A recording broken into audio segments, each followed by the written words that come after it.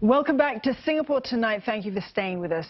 2019 marks a significant milestone for Singapore's Eurasian Association, which celebrates its 100th birthday this year. It's going to hold a series of events through the year to raise awareness of their heritage, culture and achievements. Dr. Alexius Pereira is president of the Eurasian Association. He joins us this evening. Thanks for coming in.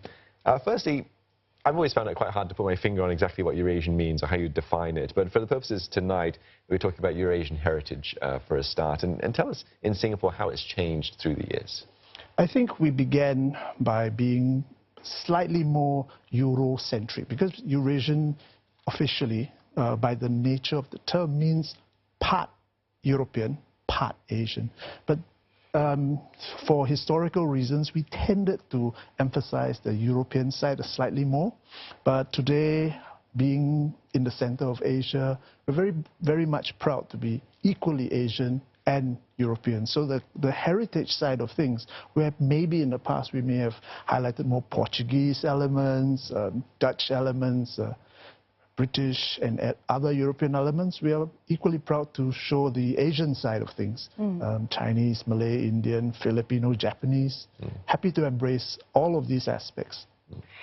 Alexius, the Eurasian community has long had a stake in this land, in Singapore's history, even though it forms less than 1% of the population. But what has the impact of the Eurasian community been on Singapore, would you say? In the early years, the community supported the colonial government and performed many of the functions, the intermediary functions between the colonial authorities as well as the Asian community. Culture-wise, we blended East and West, clothing, food, even language. So that was the early heritage of the Eurasian community during the colonial government.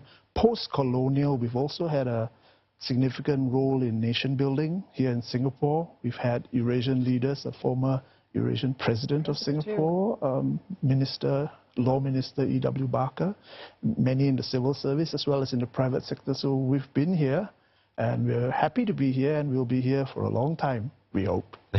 Certainly will. And you're celebrating our 100th birthday this year. So what are some of the events, some of the things that you're going to be doing for these celebrations? That's right. The Eurasian Association was formed in July 1919. So in July this year, we're going to have the biggest birthday party we've ever had. It will be at our Tampines hub. It will be the Eurasian Festival. There will be performances, Eurasian dance, Eurasian musicians, and panels to celebrate our heritage and history. In September, we will be opening our Eurasian Heritage Gallery. That will chronicle our history as well as our contributions to Singapore. And in October, we'll be launching a book about the 100 years that the Eurasian Association has served the community and Singapore. Tell us a little bit more about what you've just mentioned there, the revamped Eurasian Heritage Gallery. What new aspects are going to be added? Initially, it began as a very small one-room gallery on the ground floor, and then as time went on, there was another gallery added about our contributions to the Second World War, and then after that, another gallery on the roots. But now, with the opportunity of the 100 years and support from government bodies, we are revamping everything, creating a new narrative, and hopefully something that we can be proud of to show how we belong here in Singapore. And hopefully others can come, like school children, they can visit and learn more about what it means to be Eurasian. And of course, there's a restaurant on the ground floor serving wonderful Eurasian food. Yes, looking forward to that. And we understand it's also sort of blends nicely in this year then with Singapore's bicentennial commemoration as well, which is also telling stories of Singaporeans playing a part in nation building. And there's there a book of sorts, you mentioned it earlier, that will also sort of showcase what sort of milestones of the community here in Singapore? That's right. The book is being researched right now, and it should be ready by October.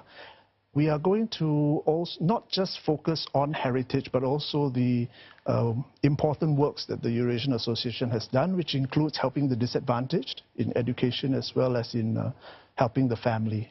So that's something we're really looking forward to. Okay, well, we wish you all the best for the year ahead. Thank you for coming in. Dr. Alexius Pereira, President of the Eurasian Association.